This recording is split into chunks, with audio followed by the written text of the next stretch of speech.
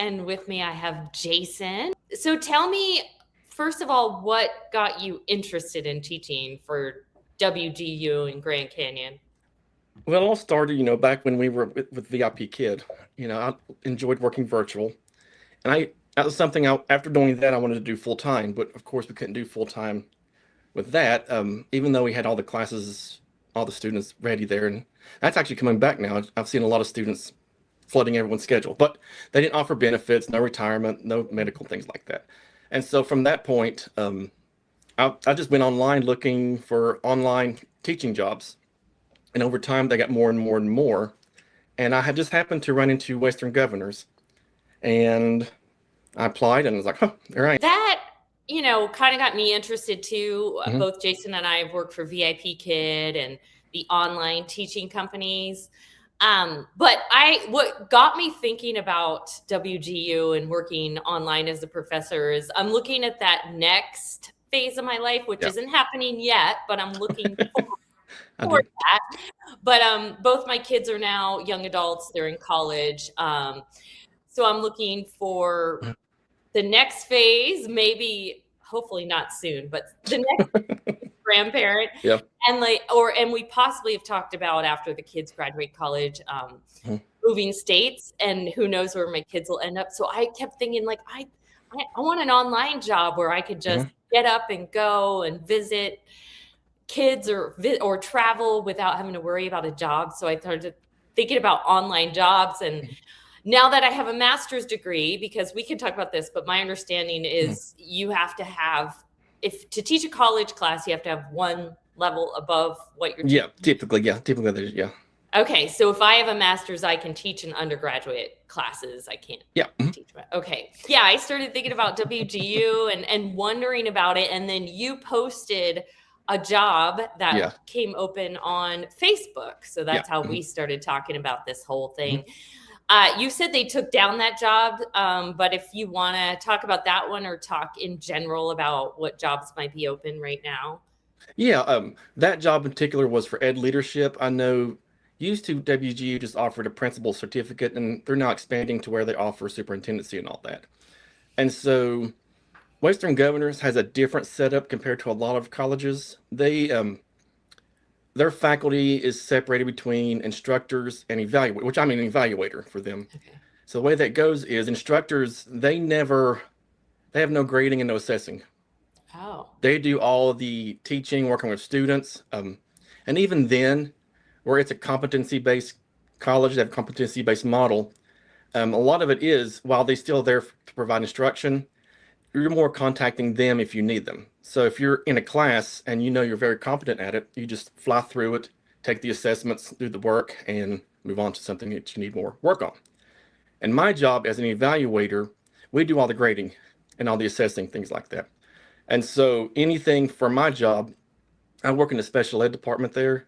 And so people seeking the special ed endorsement, um, I probably will eventually see their work they submit, and we grade based on a rubric. And if they meet all the competencies, then they can pass on to the next part. If not, they get opportunities to redo that assignment until they meet all the competencies for that. When you talk Oh. about requirements, and for Uh-huh. instructor, generally they want a doctorate, Mm-hmm. but for evaluators, and they have program mentors too that guide students through the program. Those Mm-hmm. typically a master's will suffice for those. Mm-hmm. Okay, so that's interesting. Yeah, Mhm. that's definitely different. So, um, I guess how does that work? I guess where you're teaching, but someone else is grading and Yeah, evaluating. it's like an online class basically where most of the online classes I've taken and I teach, it's mostly facilitating the course. You're not really providing one-on-one.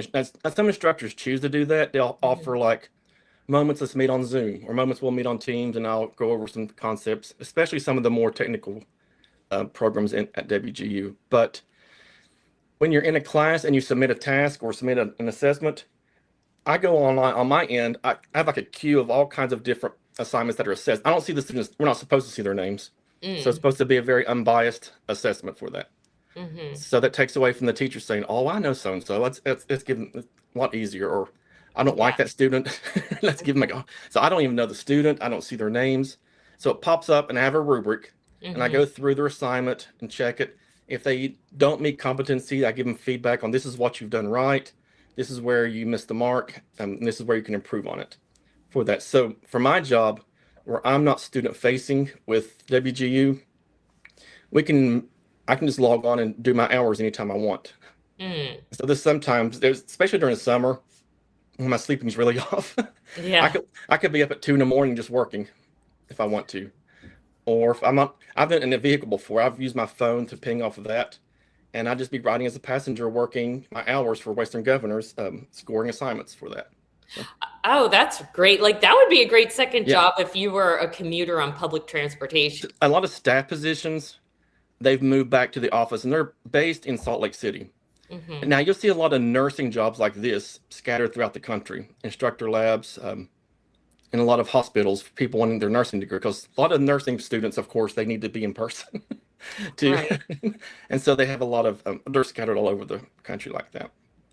You can see their clinical and tells you city. And you see home office, that is one that is remote. Okay. Oh, okay. That's your home office there. Okay. So I didn't see any, but maybe it's just not the right time. But they do have some in person, like WGU is in Columbus, they're in North Carolina. I think they're in Arizona, Texas.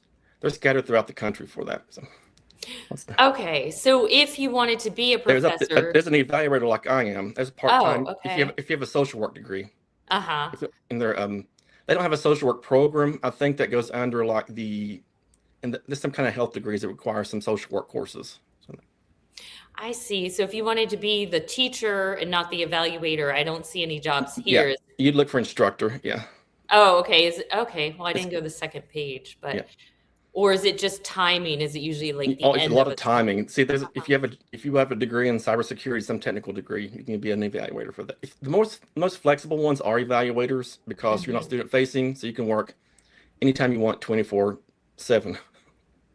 Okay, so and basically you touched on this earlier, but just want to reiterate. It sounds like all the courses are asynchronous. So I guess that depends on your personality. I know my daughter can't stand asynchronous classes because she feels like she doesn't learn, if it was Zoom. So, but when I was looking at the website, pay for a semester and you can go as fast or slow as you want. So this might be ideal if you don't have another job or if you're in a situation where you could just do the courses as quick as possible. Okay. So if you're in something and you already know it, you don't have to sit through a whole semester of that class. If you already know the material, you can just speed through that class and do the assignments to prove that you know it. So. Okay. And you said some like of the nursing classes do meet in person. Yeah, a lot of those, like the clinicals, and they're scattered out around the country. And a lot of times they'll partner with a local hospital. Like here in Charleston, recently I saw they wanted an instructor to be at their CAMC hospital here in Charleston because they had like maybe a nursing student in this area for that. So. Okay, well, my daughter's getting an RN degree in nursing at community college, so I will maybe look into this for her bachelor's. Maybe there's an option. Oh yeah, you go to a college, you have a lot of people on staff who aren't the faculty. You have a lot of those positions that are home based as well for that. Okay, good to know if anyone is interested in working here, and not only if you're a teacher. Yep. Oh, but one thing I wanted to ask specifically about the special ed department, because this is mostly teachers, is it looked like there was only 2 endorsements, and I have early childhood, so like a preschool special ed, but it doesn't look like that's one that you offer. I think they only have the like for me in West Virginia we call it multi-categorical, or it's LD, no, it's ED, ID. The basic, the ones that are heavily needed. They don't have like a lot of the low incidence ones. Yeah, that's their job, is to keep up with all the states as well. Oh, okay, that's good. There's 2 of them. Yeah. Special ed elementary, dual licensure with elementary ed. So that means you could either be an elementary or a special ed, and then mid to moderate. Yep. Okay, and then they had, I think, just a basic teaching degree as well. Oh, here it is. Here's all the education degrees. They have a lot of them for teachers who have never, like, you're not certified yet, and then they have a lot of programs in the master's degree program who, if you are certified or not, you have 2 different tracks for that.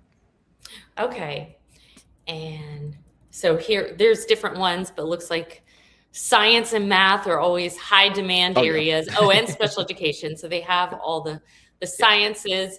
These are the ones where you're pretty much guaranteed a job if you get these. yeah, And then just a basic yeah. educational studies. That's if you're not really seeking licensure, because you have some Oh, people, like we have somebody where I work my in-person job at the University of Charleston. Like I mhm. have one, she's seeking a similar degree because she wants to go back and work at the Christian school where she that's her goal, to work at the Christian school Mhm. where she went to. That doesn't require a certified teaching degree.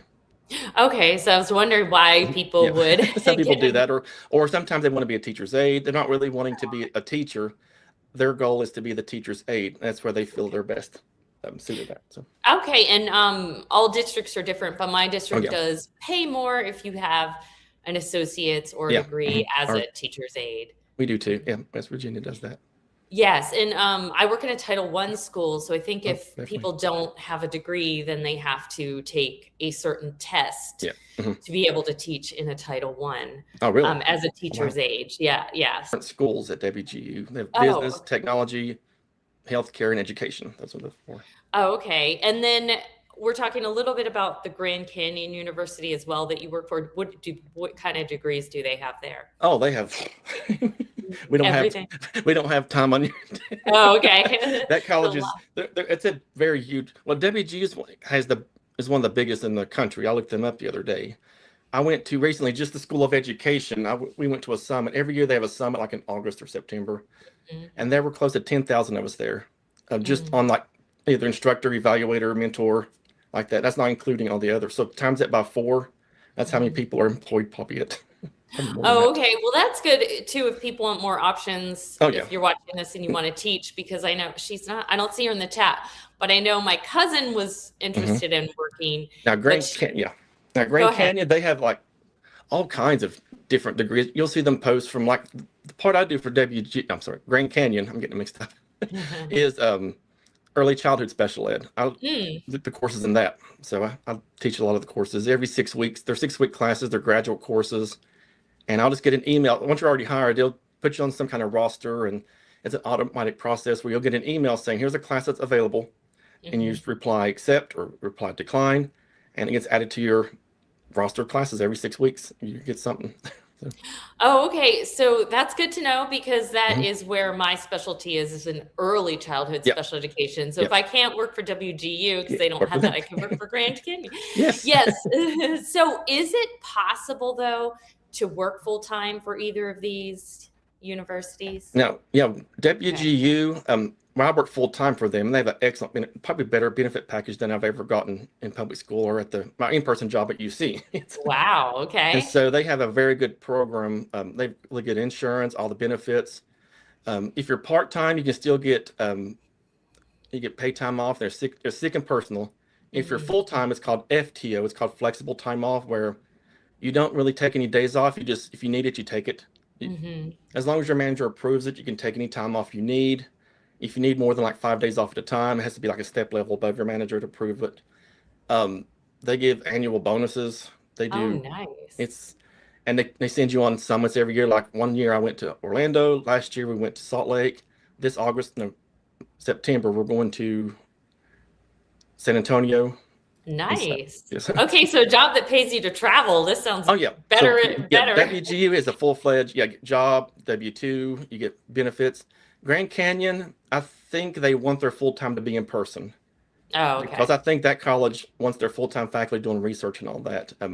Most of the at-home ones I think are in education are part-time. I've seen some posted for full-time, but those are like in like psychology, counseling, school psychology, things like that. So, What you do and what people possibly could do if they couldn't find a mhm. full-time job, you work a bunch of different part-time jobs. Yes. So tell us about how that works in case someone's thinking, well, if I can't get a full-time job at one of these places, I could piecemeal some part-time jobs. That's what I did at first, and even Western Governors, they hired me on as part-time. And part-time, you have some benefits, not medical. So I would go to higheredjobs.com, Mm-hmm. and I would just keep looking and keep looking, applying for whatever. And then it took a lot of applying, a lot of hit and misses for that, until finally I would eventually get one. I have those two. Liberty University, I now work for them because my dissertation chair said they needed some more people after I graduated, some more people looking at dissertations. So they brought me on there. I do that with them now. Okay. How much work does each one require outside of the actual class time? Western Governors probably 0. Okay. You just log, because I'm an evaluator. I just log in, whatever's in the queue there. Now, they do give us, if you're full time, they give you some outside things to do, like some trainings and things like that. But that's considered part of your work hours. You get paid for that. Okay. Grand Canyon University, that's probably, it's according to how many students. They pay you by the student. So if you have 20 students in your class compared to 9 students, your pay is going to be a little bit different. So I've had classes with them with only 2 people in it sometimes. That sounds like OutSchool when I taught for OutSchool, but for kids. Yeah, it was like the more kids in your class, the more money you got. Now I would say it takes not a whole lot of extra time outside of that. Grand Canyon, everything's there. The courses are designed. They have course designers. They with the textbooking, they do all the textbooks, picking out, scheduling. Oh, good. Your job better and better. With Grand Canyon, you're more a facilitator. You're not teaching. You're in the discussion board with them. You have to, I know as an instructor with them, you have to post at least 4 out of 7 days a week. And it can be like just a general post yourself or replying to other students like that. Okay. And you have to grade their assignments within 1 week, 7 days. Oh, okay. So that's when it varies. If you have 20 students, you have to get 20 things graded within 7 days. It's going to take a lot more time than probably 8 students in that class. Well, then that makes even more sense why you would get paid more per student. Yeah. Okay. And that sounds a lot more fair. Yeah. So, all right. So how does teaching adults compare to teaching kids? It can vary. Like for the graduate students I have at Grand Canyon, I have a lot more sympathy, more empathy really, because these are people who are full-time working adults. They may have children, they may be caretaking someone, they may be going through things that adults go through. And so I usually give them more grace when it comes to things like that. You have to be careful because, of course, every semester you'll have people who take advantage of that. Yes. Like I have kids, I can't get this. Well, everyone in class does have kids, and they're getting, and I'm not there face to face. You can't see their face to see if they're lying or not. But you can always tell because then the next week they'll pull the same thing. Oh, my kids have soccer practice. But undergraduate, my in-person job, it's different than with children. Of course, you have to be there with them all the time. They need supervision the whole time. You can't just walk out of your room or like that, or you can't say, "All right, class dismissed, go ahead and leave." But they're different as well in that they're just grown children. Yeah. They're just, the big thing it's popular saying is the difference between a high school student and a college student is summer vacation. And so that's all it is. That's so true. That's so true. I mean, my son just started his first semester. Well, now he's in his second semester of college, just graduated in May. It's like they literally go from, okay, you got to ask to go to the bathroom to like, now you're a full-fledged adult. And there's got to be some in between because they don't even know the difference. A lot of mine at the undergrad, they'll fall apart because they don't have that someone. If they go to the bathroom and never come back, then you're the one paying to be here, not me. So I'm not going to the bathroom looking for them. And if they miss, I'm not going to the dormitory or driving to their house looking for them. That's on you. That's on them. Yeah. And you're paying all that money to just do nothing, then. Right. And if they've just gotten out of high school and their parents are footing the bill, maybe they haven't learned that yet, or that's when people end up flunking out and the parents are like, all right, you're paying for it now or something. Yeah. That's when they have to learn the hard way. But I mean, I have a little bit of experience teaching adults just from ESL. I taught a couple adults. Just from teaching older teenagers when I worked at a private school. One thing I find is you got to know your stuff or they'll call you out on it. Whereas little kids, you can get away with, well, first of all, it's not as much to learn, but you could get away with it more of not knowing everything, or they're just happy and right. So I would say that's one big difference. Adults will call you out if you don't know your stuff.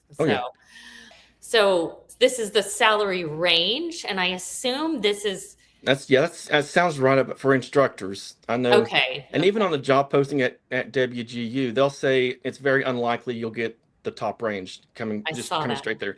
But they count their current people who's been working there for a while too.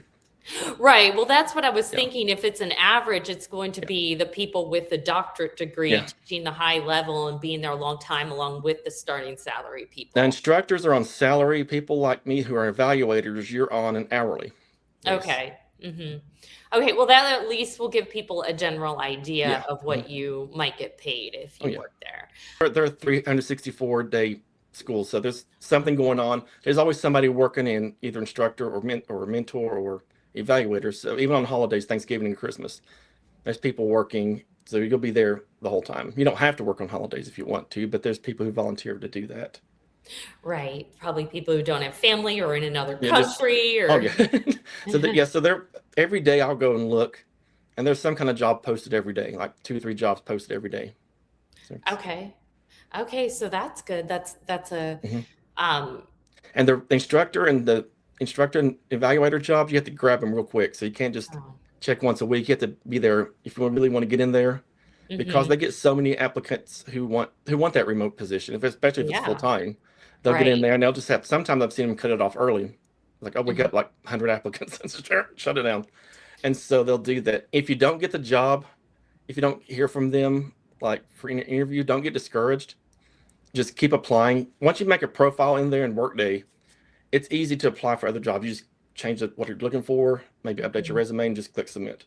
And so you don't have to fill out a full application every time you want to apply for something there. And it's just keep applying. That's what I had to do. I think I applied for seven times. I got interviewed twice for 2 different jobs. This one finally here now is where I finally got it. I was like, yeah, finally got it. So Oh, that's good to know. So if you are thinking, I want a job there in 6 months, start applying now. start applying now, and then yeah, just start applying now. Even if it's something you're qualified for and you might be interested in, Hmm. go ahead and apply for it because I think within either 6 months or to a year, you can start applying internally for different Oh, jobs to come okay. open. So That's good. That's good to know. Yes, because like me, mhm, people are looking for full-time jobs they can do from yeah, home. And there were so many of them during the pandemic. And, now everybody's made to go back in yeah. the office. And If that's what you want, once you get your foot in the door, it's what your goal should be right now for Western governors because they get so many applicants.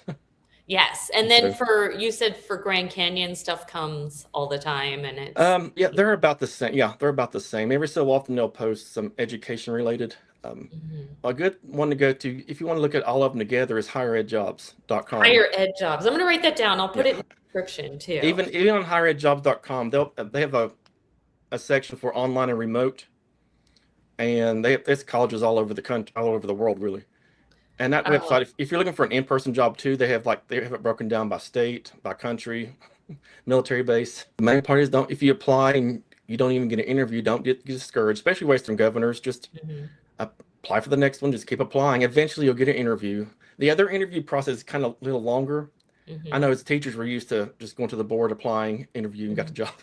Right. But for them, I know they'll narrow it down. First, you get contacted by somebody from HR. It's called people. They call theirs people and talent or something like that. Mhm. And then they'll do a screening on just them, just letting you know what the job is and all that. Do you want to continue? And then one of their supervisors and whatever you're applying to will interview you. And then you have like a upper level supervisor, and then they'll tell you if you got the job or not. So it's like a 3 interview process to Okay, get in good to there. So know. it's a little longer. But I think Uh-huh. actual industry people do that. In Mhm. education, again, we're used to this like applying, interview, you got the job. Right. You have a pulse? Okay, Yeah. you're hired. Yeah.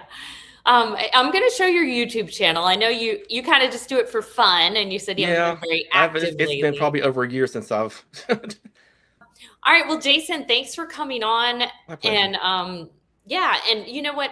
If you apply for WGU, write his name Yeah. in Jason Cheek. Cheek. Okay, no Yeah. S. Yeah. Just one Jason cheek. Cheek. He also can send you an email, but remember that Jason took his time and I took my time to tell all of you about WGM University. So it doesn't cost you anything to just put his name in as the person that referred you and told you all about it. So, um, Yes. All right. Well, thanks to everyone who came live today. And if you have any questions for those to watch later, I'll pass it along to Jason if I don't know the answer. Then thanks again for coming on, Jason. My pleasure. Bye. Bye-bye.